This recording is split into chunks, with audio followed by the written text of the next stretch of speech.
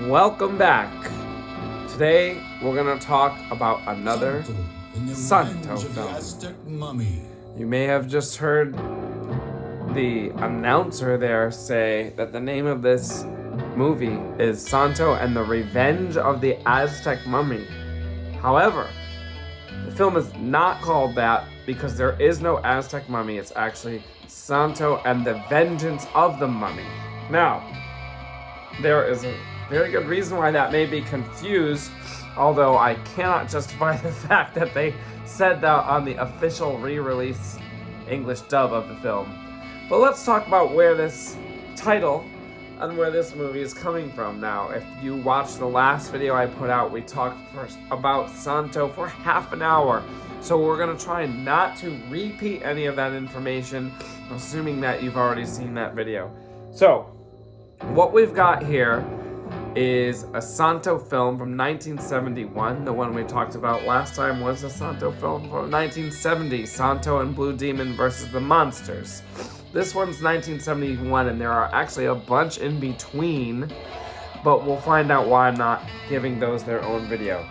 But before we talk about this movie, we have to talk about where it came from, and so we're going to talk about director René Cardona. Rene Cardona is a Mexican filmmaker who had been directing films since the late 1930s in Mexico. He's done dozens and dozens of films, and many of them were Santo films. So let's take a look at what horror films Rene Cardona has done. Well, actually, horror and Santo.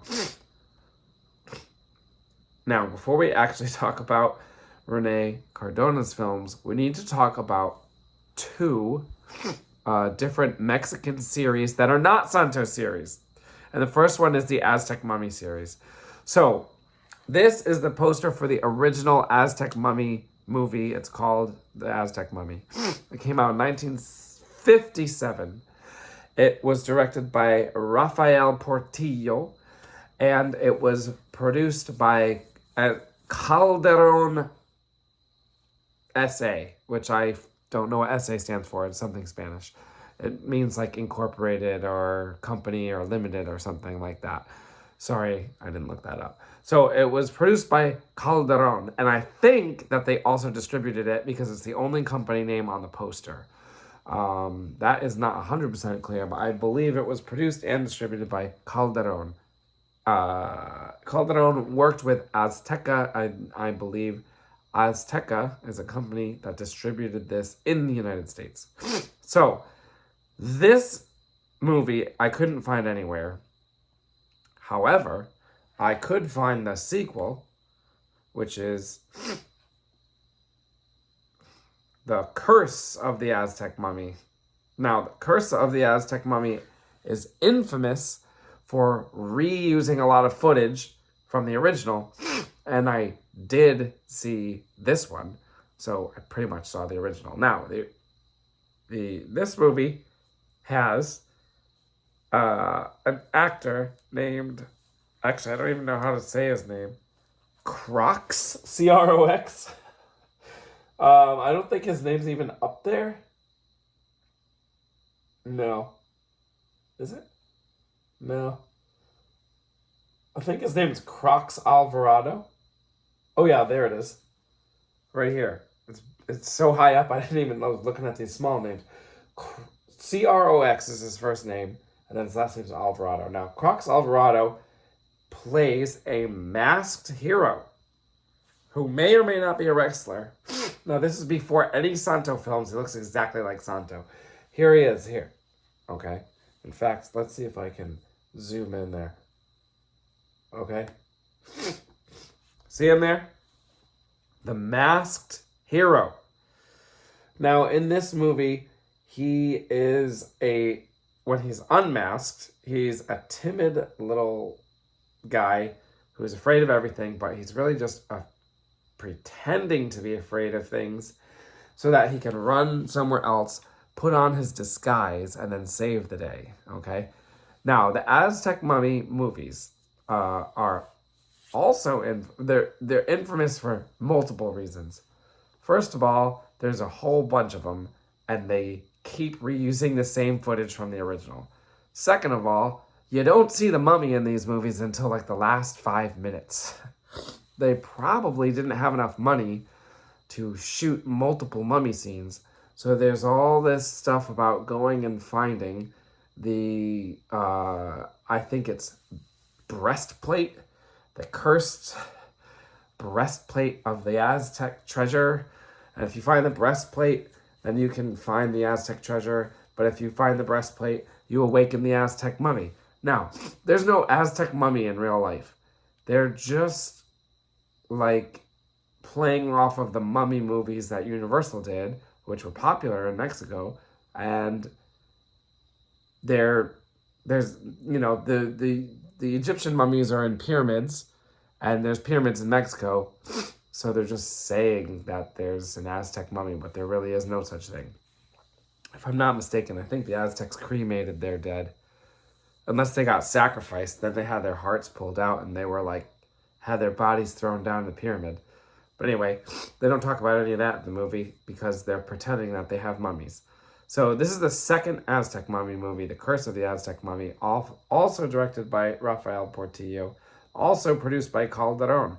Then we have the third Aztec Mummy movie, which is the Aztec Mummy versus the Human Robot. This one was really, really bad. The robot is like the dumbest looking thing ever. Actually, the robot in this poster looks even better than the actual robot. But again, most of this movie is a recap of the first two movies, and then they have some like robot footage. I don't know if I mentioned this, but the mummy actually looks really good in all of these movies, but they don't show him that much because I assume they ran out of money.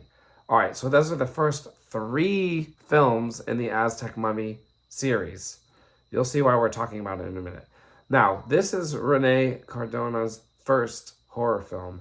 It's called Las Luchadoras versus El Medico Assassino, which means the luchadores, or the female wrestlers, versus the medical killer.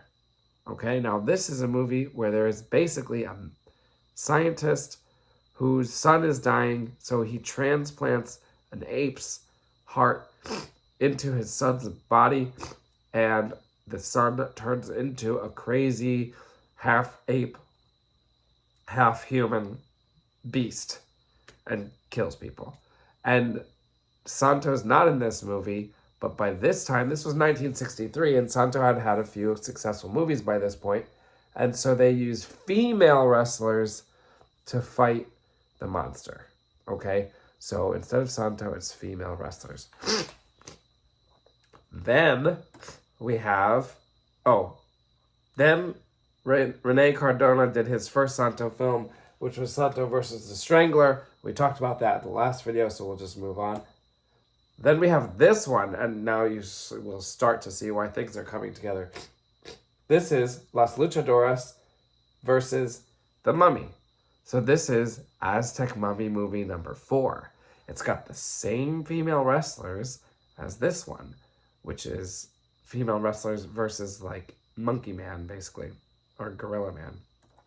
Okay, so now we have 2 series combined. There were other female wrestling movies that weren't horror related. So this is 2 known franchises coming together, all produced by Calderón, which makes it easy for them to put them together. Calderón also gets some Santo movies. And then we have this one, which is another luchadora wrestling movie. This time they have to fight panther women. And now we need to talk about a phenomenon that happens in Mexican cinema that I haven't seen happen anywhere else. Besides Santo, we have all these other Mexican performers / actors that continue to play the same character over and over again in many different films that have nothing to do with each other, plot-wise. And in this one, we have Tongolele. Now, you may remember, probably like a year ago, I did a video on one of those Mexican Boris Karloff movies. It was called, well, let's see, it was called the Walking Dead or the Walking Death. That's what it was called, the Walking Death, also known as Isle of the Snake People. And in that movie, we had Tongolele, which was part of like a voodoo cult. Well, in this movie, we have Tongolele, who is a panther woman. But in both movies, it's the same character, but these two movies have nothing to do with each other. And not only do they have nothing to do with each other, but they pretty much can't have anything to do with each other because that wouldn't make any sense.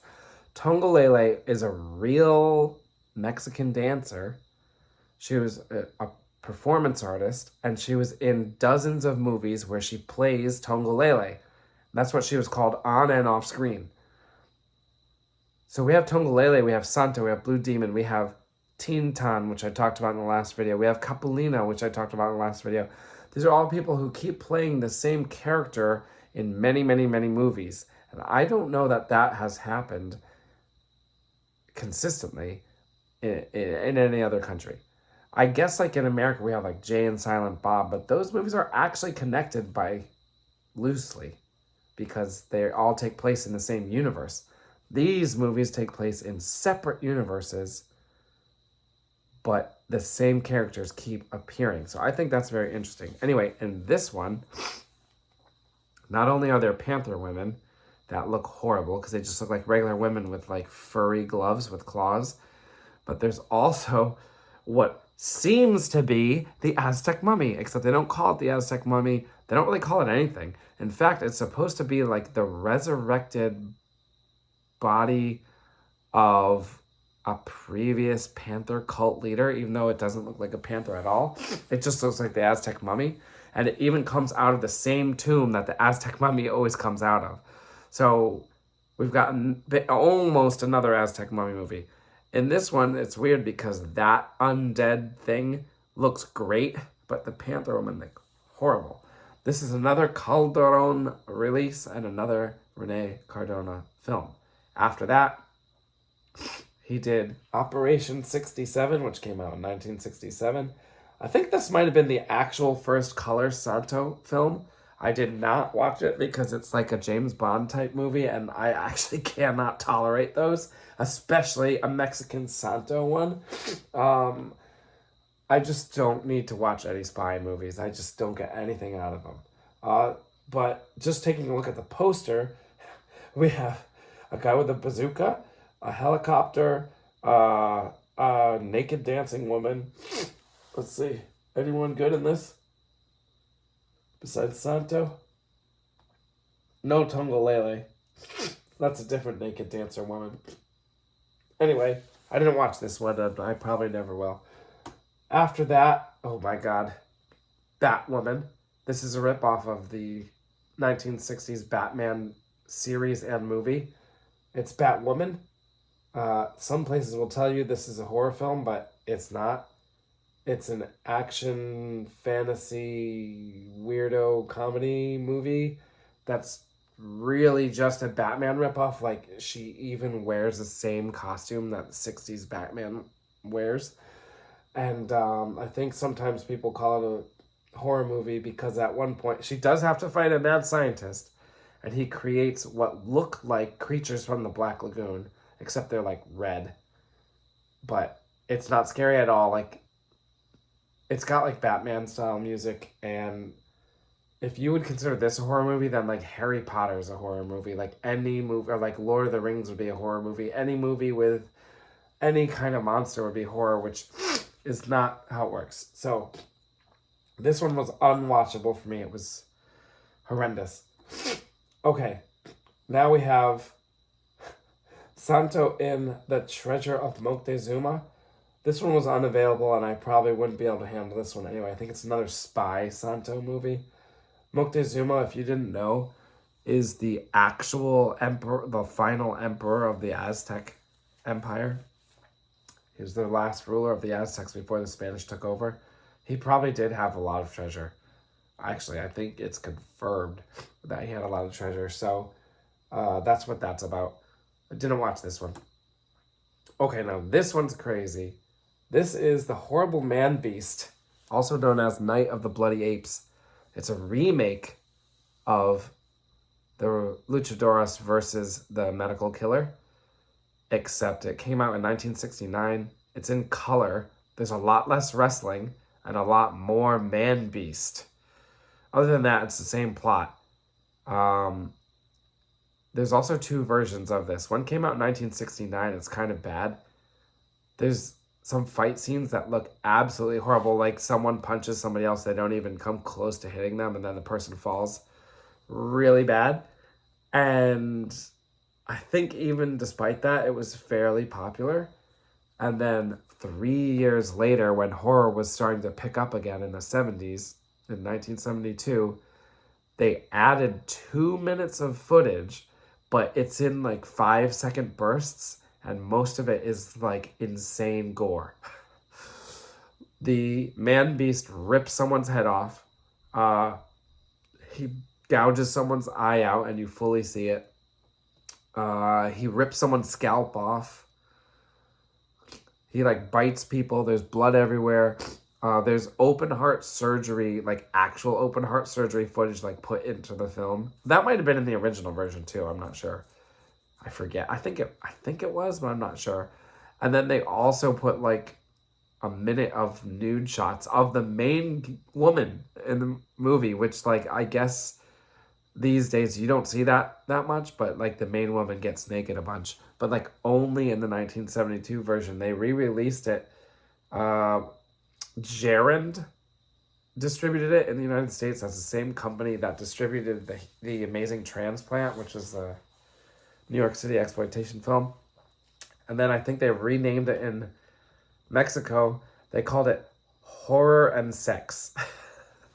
Instead of the Horrible Man Beast, they just called it Horror and Sex. There's actually not really much sex in the movie. The Man Beast like tries to rape a woman, but doesn't. She gets away.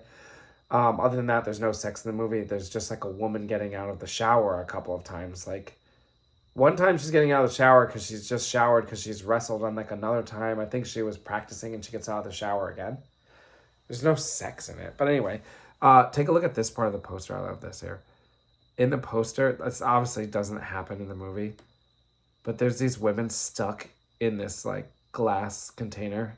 I forget what these fat ones are called. It's not a test tube because a test tube is skinny. It's not a beaker because a beaker has a big opening. I forget what these are called. But I like that there's women like in it. Okay. After that, René Cardona did Santo and the Treasure of Dracula. We talked about that one last time. And then he did, I didn't watch this one, Santo versus Capulina. Capulina is another one of these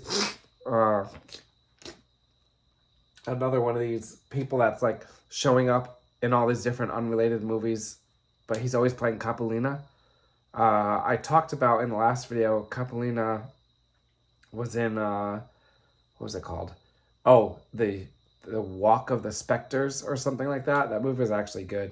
I didn't watch this one because it's not a horror film, and like I don't need to watch any more Santo films, especially if they're not horror films. There's just been way too many of them. But anyway, I'm like slightly intrigued because I like the other Capulina movie, but I don't think I can watch this one.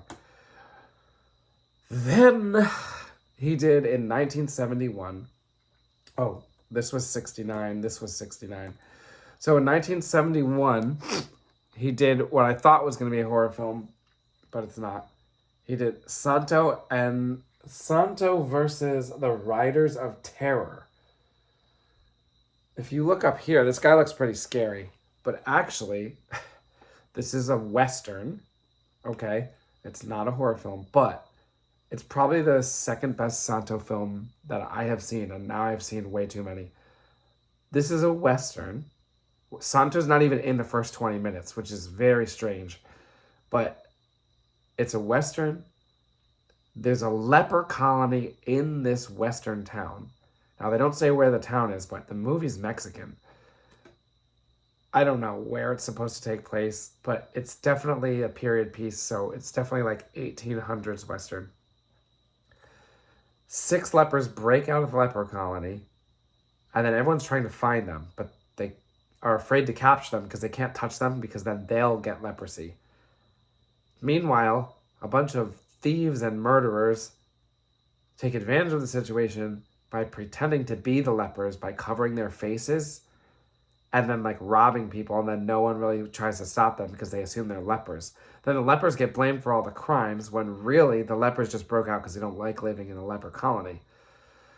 So Santo appears to solve the problem.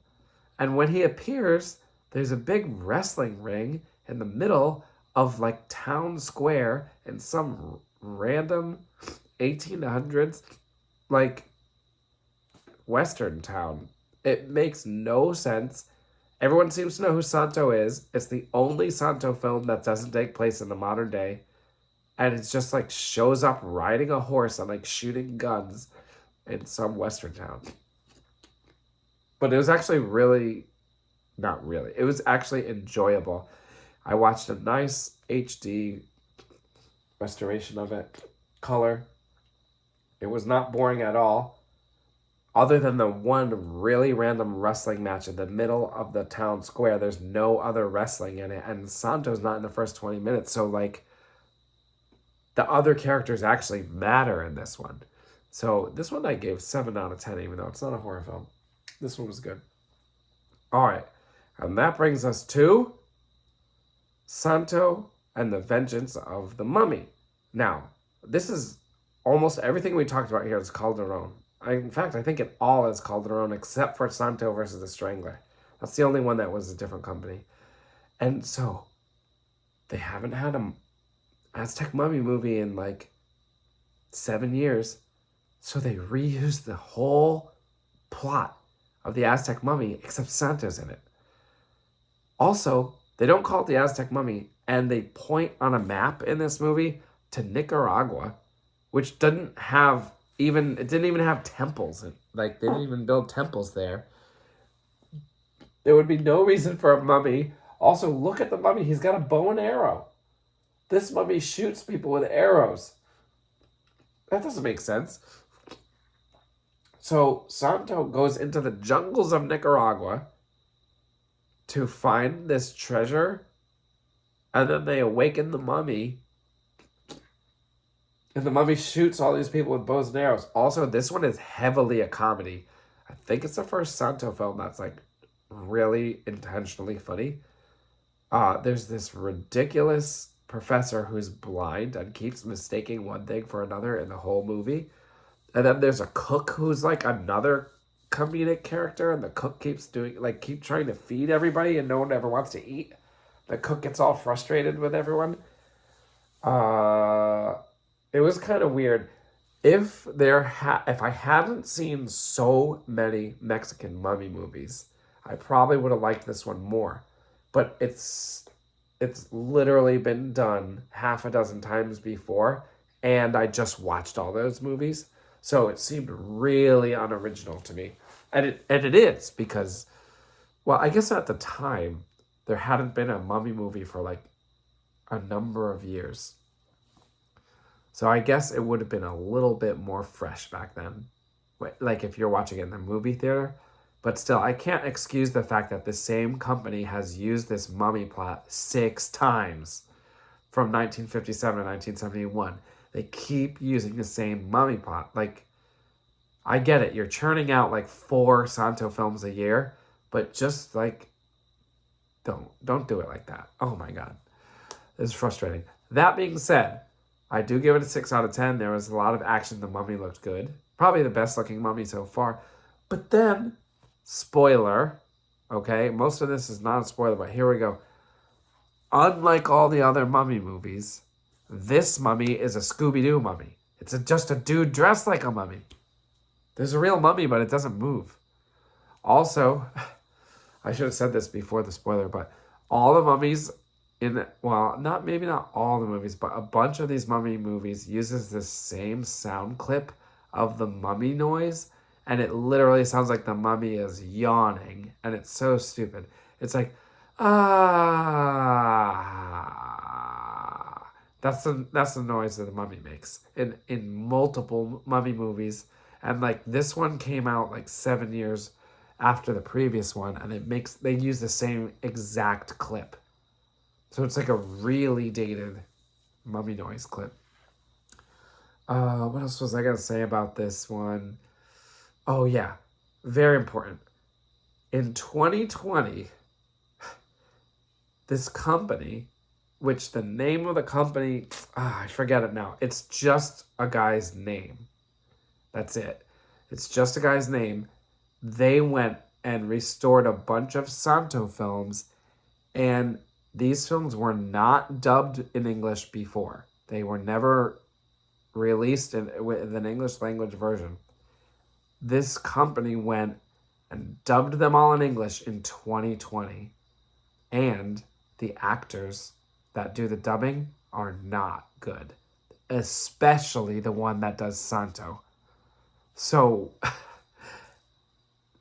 when I watched a few of them, it took me out of the movie for sure. They did it with Santo in the Dracula's Treasure.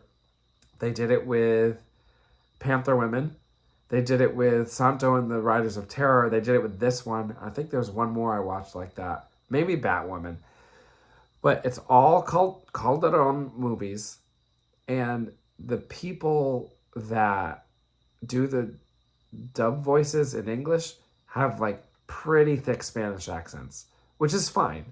But like, I don't know. The acting is not very good. And they like dub over the sound effects. So like whenever they talk, you can't hear like the music and the sound effects.